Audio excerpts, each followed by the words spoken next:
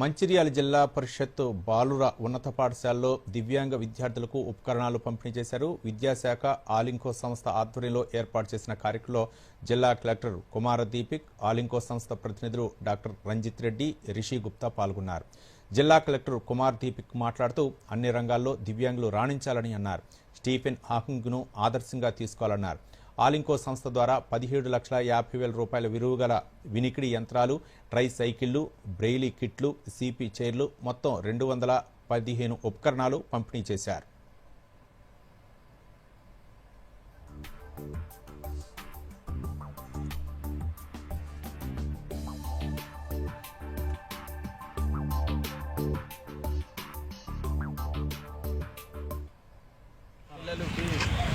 ఆలింకో and మన district administration తరఫున supporting aids ఇవ్వడం జరుగుతున్నాయి.